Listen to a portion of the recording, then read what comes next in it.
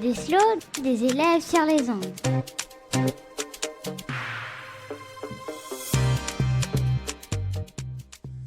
Belle bonjour la Guyane, il est 15h et nous sommes sur l'émission Radio Pays des Slows. Je suis accompagné de Jaden, présentateur et acolyte de l'émission TCI au micro. Alors Jaden, qu'est-ce que nous avons comme thème aujourd'hui? Bonjour Jacques, bel bonjour chers auditeurs. Alors aujourd'hui nous allons commencer avec Esther, nous présentera l'actualité du mois, qui nous passeront au mot du jour. Nous enchaînerons avec la chronique d'Erson sur le carnaval en Haïti. Nous aurons aussi l'interview de Canter, qui nous présentera une CPE, conseillère principale d'éducation. Nous passerons aux chiffres du jour et au micro-trottoir d'Eric, qui parlera des séries préférées du moment. En dernière partie, nous accueillerons Evans qui nous parlera du Ballon d'Or, Angel et Whitson, leur reportage, et Angel pour sa chronique sur les stages rémunérés en lycée pro.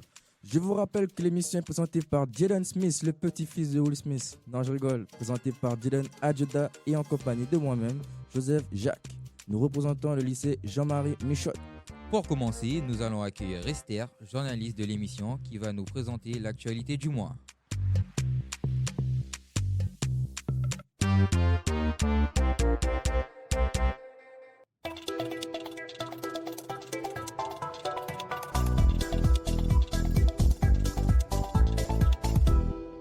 Bonjour Jaden. Chers auditeurs, voici l'actualité du mois de janvier. On commence avec le concours de Mister Guyane. C'était le 13 janvier au Zéphyr. Il y avait 10 candidats. Après 3 heures de spectacle sur le thème « Voyage autour du monde ». Hendrik Mirza a remporté le titre. Il a 26 ans et il mesure 1,78 m. Hendrik va représenter les couleurs de la Guyane à l'élection de Mister France le 17 février 2024 en région parisienne. On continue avec le carnaval de Guyane. Il a commencé le 7 janvier à Sénamarie avec l'arrivée de Vaval et l'élection de la reine du carnaval. La reine s'appelle Cassiopée, gardienne de l'océan. Le carnaval se terminera le 14 février. À Cayenne, l'élection du mini-roi et de la mini-reine a eu lieu au Palmis le 13 janvier. À Saint-Laurent, le thème du carnaval de cette année sera Pays du monde, un thème choisi pour décrire le voyage de la flamme olympique qui va arriver à Paris. L'ouverture du carnaval à Saint-Laurent a été marquée par l'arrivée du prince de l'Ouest le 14 janvier. La grande parade de l'Ouest s'est déroulée le 28. La parade de Kourou aura finalement lieu. Elle sera le 4 février. Quant à cela, Cayenne, elle aura lieu le 11 février. Du sport, avec les 8e de finale de la Ligue des champions de foot, ça commence le 14 février. Man City, Arsenal et Real sont parmi les qualifiés. Le Paris Saint-Germain est le seul club français encore dans la compétition. Après le foot, passons au sport de combat. Le 24 février, l'UFC, l'Organisation des arts martiaux mixtes, organise une rencontre au Mexique avec plusieurs combats. Politique, Gabriel Attal a été nommé Premier ministre du gouvernement. Il a remplacé Elisabeth Borne le 9 janvier 2024.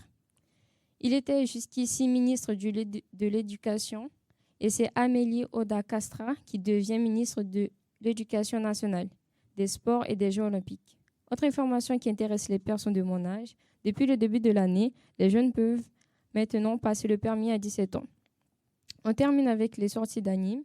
La version animée du manga Majou numéro 8 va sortir en 2024.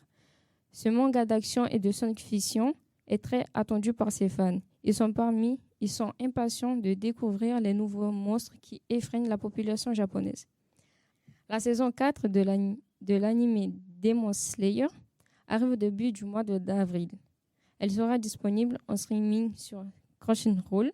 Une projection au cinéma est même prévue en France le 24 février.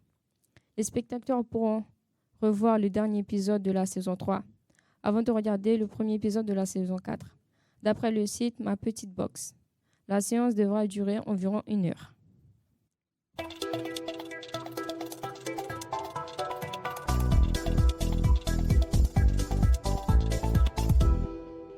Merci Esther pour l'actualité. Nous allons passer directement au mot du jour, qui est le manga. Alors Jacques, selon toi, c'est quoi le manga? Donc, pour résumer, les mangas sont des bandes dessinées japonaises, des collections de petits formats avec une couverture souple et une centaine de pages. Les plus connus sont Dragon Ball Z, Pokémon ou Naruto. Il faut savoir qu'au Japon, les mangas sont d'abord publiés par épisodes dans des magazines, dans des cases numérotées. Les mangas se lisent à l'envers, donc de droite à gauche. Le dos du livre devient la couverture, les pages sont noires et blancs et les personnages sont très expressifs. Ils sont représentés avec de grands yeux pour faire passer les sentiments, les émotions.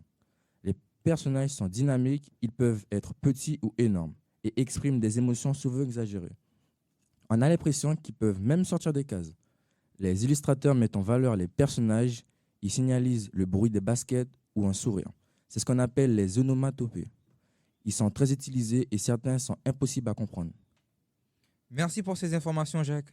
Vous le savez, nous sommes au lycée et donc, nous rencontrons tous les jours des gens qui s'occupent des fonctions différentes comme nos enseignants, les agents d'entretien, le proviseur ou encore les CPE.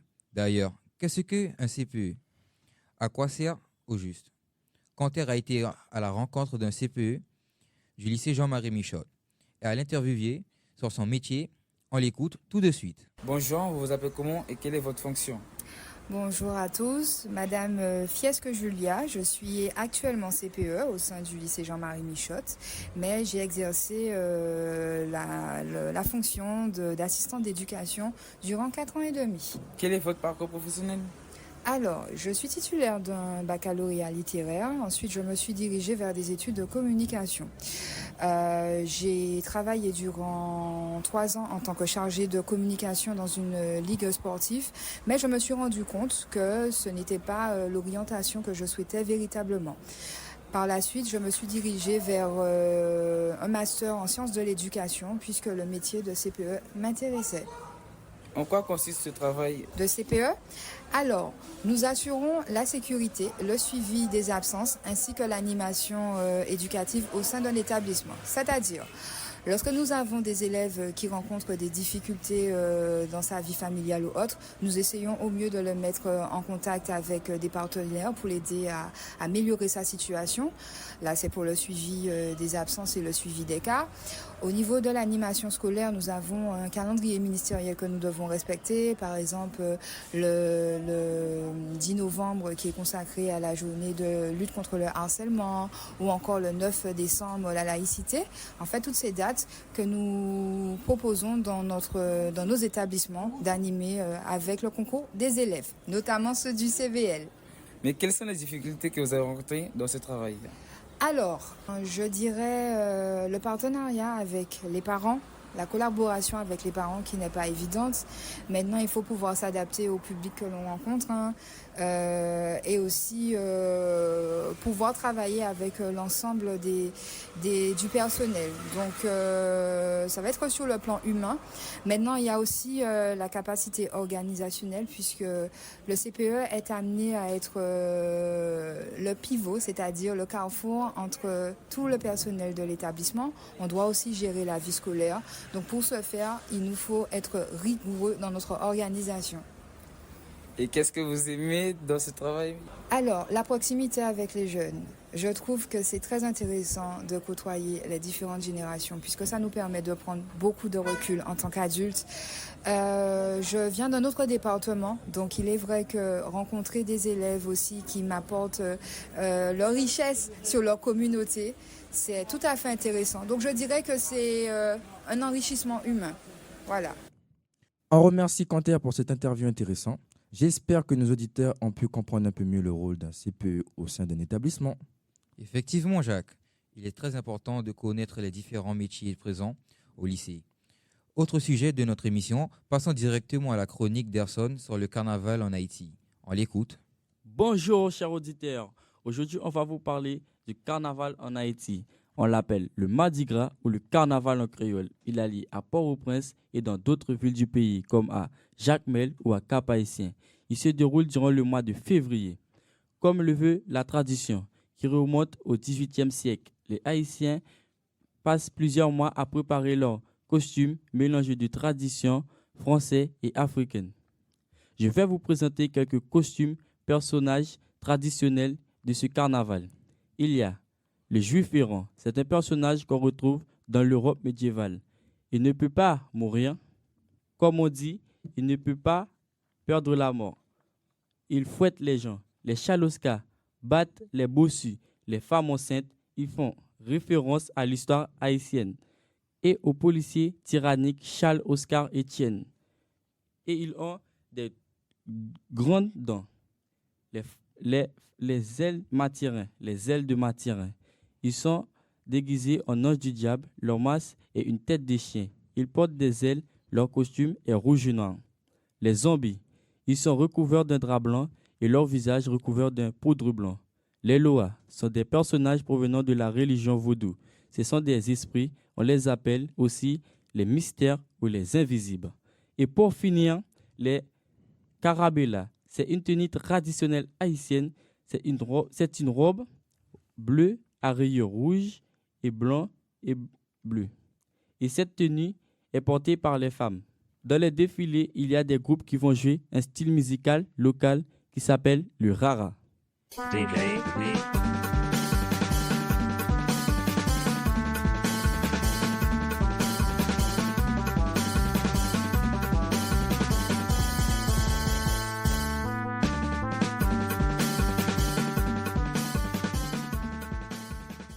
Et on poursuit avec les instruments utilisés dans le carnaval Haïti. Il y a le vaquin qui est fabriqué à partir d'un morceau de bambou. Il a la forme d'un tube.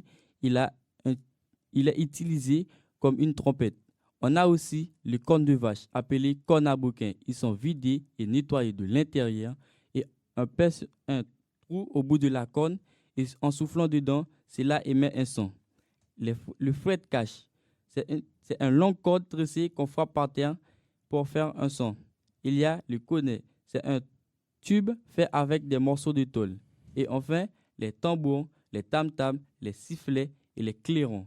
Le carnaval d'Haïti est très rythmé et entraînant et je vous conseille d'y aller pour les prochaines vacances de carnaval. Merci Erson pour ces informations. J'espère que nos auditeurs ont pu en savoir un peu plus sur ce fameux carnaval d'Haïti. Ça tombe bien car en Guyane, le carnaval a commencé depuis le 7 janvier. Exact, un carnaval court cette année, mais qui restera intense.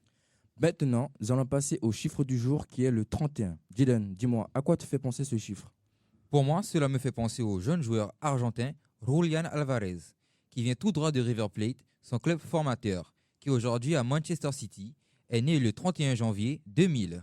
Ah oui, c'est vrai. Ce jeune argentin de 24 ans qui a été formé à River Plate et qui portait le numéro 9 dans ce club très connu de la capitale de Buenos Aires. Il a signé un contrat avec Manchester City durant l'été 2022 et il fête ses 24 ans ce mois-ci. On lui souhaite un joyeux anniversaire. Après le chiffre du jour, Jacques. Passons maintenant au micro-trottoir présenté par Eric. Quelle série que vous regardez en ce moment? Je regarde une série animée. En fait, c'est un petit garçon qui vient d'un petit village aisé, tout ça.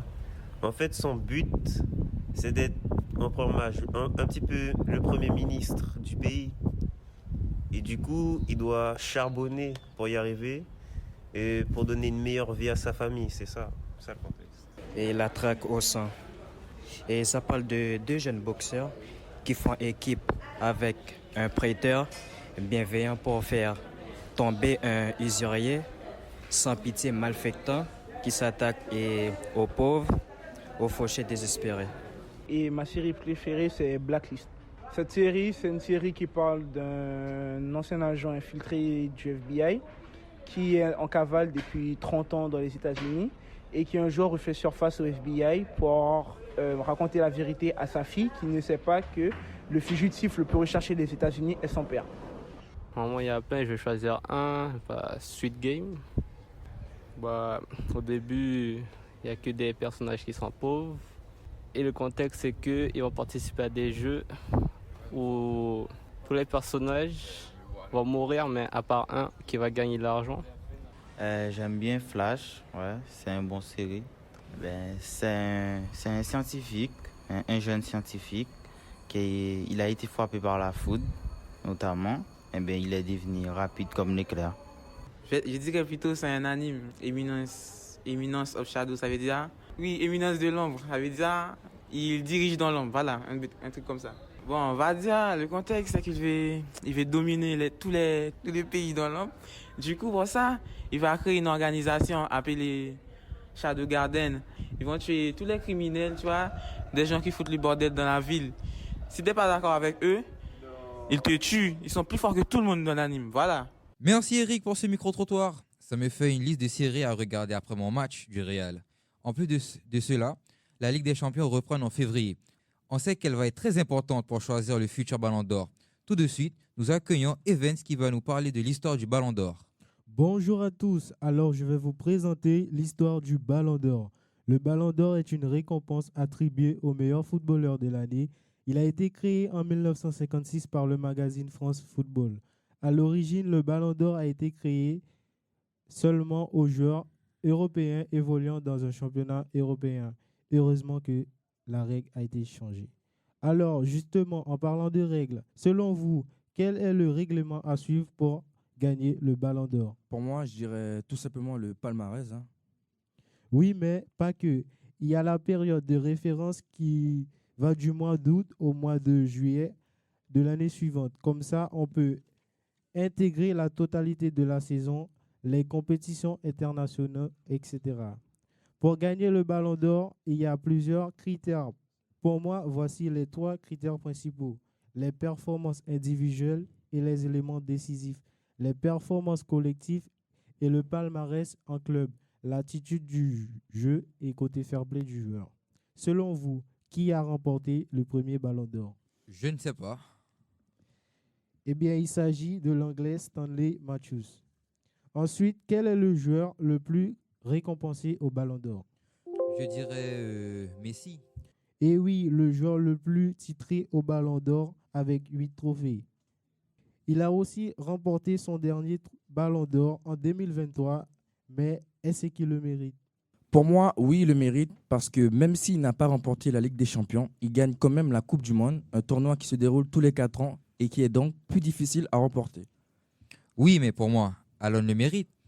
Puisque parce il a fait le Trumble, la Ligue des Champions, la FA Cup et la Première Ligue. Oui, c'est vrai. Je suis un peu du même avis que toi. Mais je suis sûr qu'au fil des années, d'autres joueurs gagneront le Ballon d'Or. Il ne faut pas oublier Cristiano Ronaldo, il est à la 2e place avec 5 Ballons d'Or.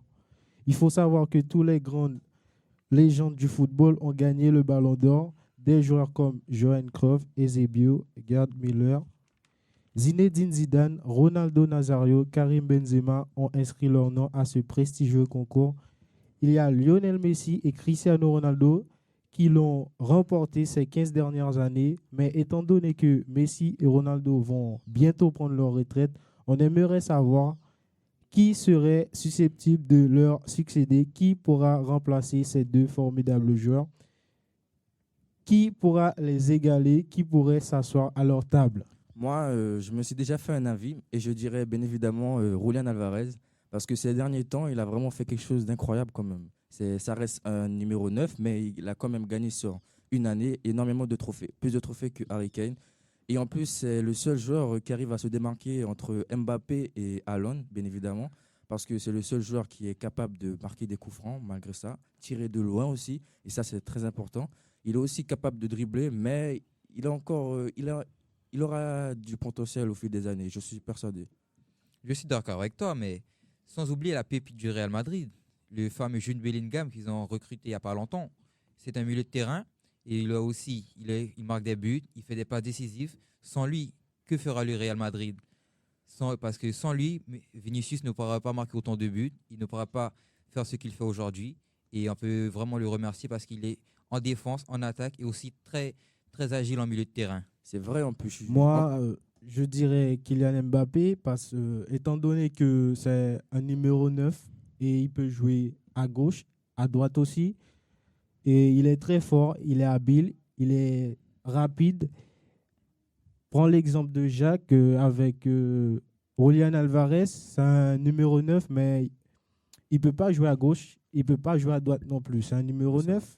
Et Bellingham, j'aurais dit Bellingham parce que c'est un milieu. Et comme c'est un milieu, et lui, il est très bien avancé, il peut jouer 9, il peut jouer milieu, il peut jouer numéro 10. Et ça compte beaucoup. Donc moi, je dirais Kylian Mbappé et... En fait, je suis un peu d'accord avec l'avis de Evans parce que justement, il a parlé de Kylian Mbappé parce que ces dernières années-là, il a toujours été au classement au Ballon d'Or, toujours 3e, 2e. Mais le problème, c'est qu'il n'a pas été... Je pense qu'il n'a pas eu de la chance d'être toujours premier du Ballon d'Or. Et pourquoi? Parce que justement, il y avait l'arrivée de Messi et de Ronaldo ces dernières années-là, en 2018, tout ça. Et donc, du coup, je crois que c'est ça qui a justement fait ça. Mais vu que maintenant, ces deux formidables joueurs, Messi et Ronaldo, ne sont plus en Europe, je pense qu'il peut y avoir de la rivalité entre Mbappé et Haaland. Sauf que je reste quand même sur mon avis, sur Julian Alvarez, parce que, comme je l'ai dit tout à l'heure, c'est le seul mec jusqu'à présent qui a réussi à se démarquer des autres. Voilà. Donc, Bien, suite à ce débat de foot, nous allons, chers auditeurs, prendre une petite pause musicale avant de reprendre l'antenne. On vous laisse l'écouter le titre de Bétiens Frédéric, connu sous le nom d'Elgena, originaire de Cayenne, qui a débuté sa carrière très jeune dans le milieu du reggae dancehall. Il a grandi dans le quartier Kabassou 357. Dans le passé, il faisait partie d'un groupe appelé One Finger. On vous laisse écouter son dernier single, Real Dogs. Très bonne écoute et à tout de suite, chers auditeurs.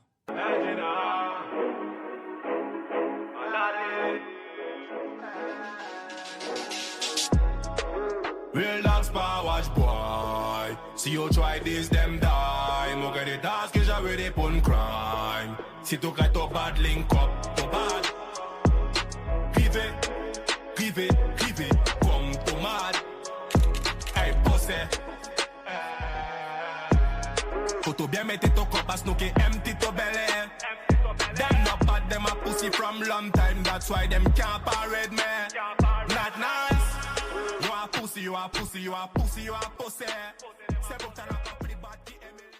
De retour sur Radio Pays avec TCI au micro pour Deslo. J'espère que vous avez apprécié cet extrait. Maintenant, nous allons écouter le reportage d'Angel et Whitson. Ils sont allés interroger des élèves du lycée, mais qui n'habitent pas sur Cayenne. Bonjour à tous, ici Angel et Whitson, reporter du lycée Michotte. Nous avons eu des envies de savoir comment les élèves scolarisés au lycée vivent au quotidien le fait de ne pas habiter sur Cayenne. Effectivement, certains élèves de Michotte viennent de Soula, Macoria et même de Kourou. Nous sommes donc allés les interroger pour savoir comment ils s'organisent. Bonjour, je m'appelle François, je viens de Macoria. Bonjour, je m'appelle Seb, je viens de Kourou. Bonjour, je m'appelle Sarah, j'habite à Kourou. Bonjour, je m'appelle Gilder, j'habite à Kourou. Les élèves se lèvent tôt le matin pour venir au lycée. Je me réveille à 4 heures, je me lave. Des fois je mange pas, des fois je mange, ça dépend. Et j'attends que l'heure du bus arrive à peu près. Et puis pour arriver au bus, je prends 15 à 20 minutes. Ça dépend de comment je marche. Le bus arrive des fois à 5h30, des fois à 40, ça dépend. Je me réveille à 4h du matin pile. Et pour pas être en retard, puisque le bus passe à 4h30, je me lave directement, puis je m'habille. Et pour tout ce qui est préparer mon sac, c'est déjà fait à la veille. Donc j'ai qu'à descendre et prendre le bus, il passe juste devant chez moi. Je me réveille à 4h, mon sac je le prépare la veille et je sors de chez moi à 5h pile. J'ai juste 5 minutes de marche. Je me lève à 4h du matin, je prends le bus à 5h du matin et j'arrive au lycée entre les 6h20 et 6h30.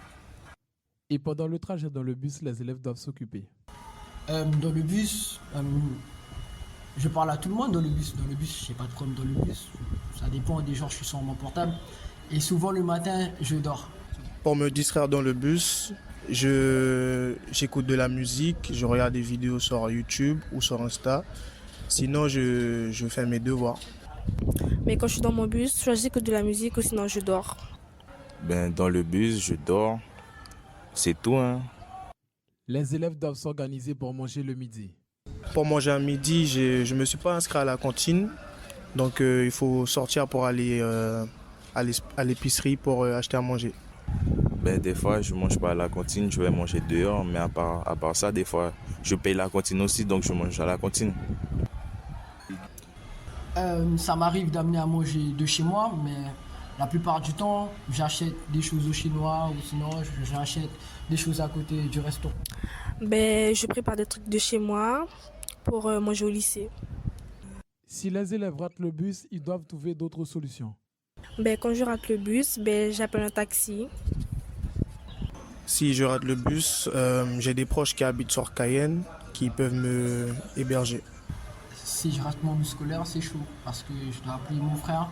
Mais c'est pas sûr qu'il vient et vaut mieux que j'ai de l'argent pour payer le bus. Combien de temps faut-il pour entrer à la fin des cours? Bon, ça dépend. Des fois, j'arrive chez moi s'il n'y a pas d'embouteillage à 19h, 19h10. Mais quand il y a des embouteillages, je peux arriver chez moi vers 20h, 20h et quelques. Pour rentrer chez moi, je sors à 17h30 des cours. Le bus arrive à 17h35. Et des fois, j'arrive chez moi à 19h. Des fois, j'arrive à 20h. Ça dépend s'il y a des embouteillages ou pas. Voilà, vous l'avez entendu. Certains élèves doivent se lever très tôt le matin pour venir à Michotte. Leur temps de trajet dans une journée est non négligeable. Il faut donc s'occuper et s'organiser. On vous remercie de nous avoir écoutés et à bientôt pour un nouveau reportage. On voit bien le quotidien de ces élèves éloignés. C'était intéressant. Et j'espère que nos auditeurs n'ont rien manqué de ce reportage. On poursuit avec la dernière chronique de l'émission présentée par Angel qui va nous parler des stages rémunérés. Bonjour à tous. Donc, je vais vous parler des stages rémunérés en lycée pro nouveau de cette rentrée 2023-2024. Pour commencer, un lycée professionnel est un établissement qui propose, en plus des matières générales, un enseignement professionnel afin d'acquérir des compétences professionnelles en lien avec un métier. Par exemple, nous sommes en première TCI qui veut dire technicien en chaudronnerie industrielle. Nous travaillons le métal et la soudure. En lycée pro, il y a plusieurs types de diplômes. Il y a le CAP qui peut se passer en 1 an ou 2 ans, le baccalauréat professionnel qui se déroule sur 3 ans et après le bac, il y a le BTS de 2 ans d'études. Pour le CAP, il y a 14 semaines de stage à effectuer et pour le bac pro, c'est 22 semaines de stage. En BTS, il y a 8 à 16 semaines de stage selon la spécialité. Comment recherche-t-on un stage? Il faut savoir que les professeurs nous donnent des informations sur les périodes de stage et les entreprises qui acceptent les stagiaires. Ensuite, chaque élève se déplace ou appelle l'entreprise pour effectuer sa demande. Si l'entreprise est d'accord, il faut remplir ce qu'on appelle un passeport élève. Grâce à ce passeport, le lycée fournit à l'élève une convention de stage qu'il doit faire signer par son tuteur de stage, ses parents s'il est mineur et les professeurs référents. C'est le document officiel qui prouve qu'il y a un accord entre l'entreprise, le lycée et l'élève pour effectuer le stage. Depuis la rentrée 2023, les stages sont rémunérés à hauteur de 50 € par semaine en classe de seconde, de 75 € en classe de première et de 100 € par le lycéen en terminale. Rémunérer les stagiaires cette année, c'est un avantage. Ça permet aux stagiaires d'acquérir une expérience professionnelle et de prendre son rôle de stagiaire de façon plus sérieuse. Les stagiaires peuvent profiter d'une expérience pratique en lien avec leur domaine d'études et être rémunérés pour leur investissement. La seule quotidien pour être rémunéré, être assidu et sérieux en stage et au lycée durant l'année scolaire. Cette réforme vise à valoriser la valeur du travail fourni par les élèves en entreprise. Maintenant, quelques petits conseils pour rechercher un stage. Se déplacer sur le lieu de l'entreprise pour se représenter et formuler clairement sa demande. C'est une façon de montrer qu'on est motivé et actif dans notre recherche. Demander autour de soi, dans notre famille, nos amis ou nos connaissances. S'il n'y a personne qui travaille dans le domaine qu'on recherche, il faut savoir utiliser ses contacts. Être souriant, motivé et joignable. Pensez à laisser votre numéro de téléphone afin que l'employeur puisse vous rappeler. Voilà, j'espère que cette chronique vous aidera si vous êtes en recherche de stage cette année. Je vous dis à bientôt et n'oubliez pas de sourire. Merci pour cette dernière chronique, Angel. Pour terminer l'émission, Jacques va nous présenter un dernier mot du jour sur les Outre-mer. Merci, Dylan. Les Outre-mer sont des terres situées au-delà des mers par rapport à la France, appelée la métropole. Il s'agit de 13 territoires appartenant à la France. La Guyane, située sur le continent américain, la Martinique, la Guadeloupe, Saint-Barthélemy, Saint-Martin, appelées les Antilles françaises, Saint-Pierre-et-Miquelon et Atlantique du Nord, les îles de la Réunion, Mayotte, dans l'océan Indien, les terres australes antarctiques françaises, et pour terminer, dans l'océan Pacifique, la Nouvelle-Calédonie, Wallis et Futuna et la Polynésie française. En tout, c'est près de 2,8 millions d'habitants qui vivent dans ces DROM et COM. Attends Jacques, excuse-moi de t'interrompre, mais qu'est-ce qu'un DROM et un COM? Un DROM, ça signifie département et région d'outre-mer. La Guyane, la Guadeloupe, la Martinique, Mayotte, la Réunion, qui est les Antilles françaises. Et pour le mot COM, il signifie collectivité d'outre-mer comme Saint-Pierre-et-Miquelon, Wallis et Futuna, la Polynésie française, Saint-Barthélemy, Saint-Martin. Ah, d'accord. Les 12 régions et collectivités plurielles qui forment l'outre-mer sont dotées d'un patrimoine riche et diversifié. On y retrouve de magnifiques paysages et une architecture hors du commun. Très intéressant. Je ne savais forcément pourquoi on appelait ces territoires outre-mer. Maintenant, j'en sais davantage.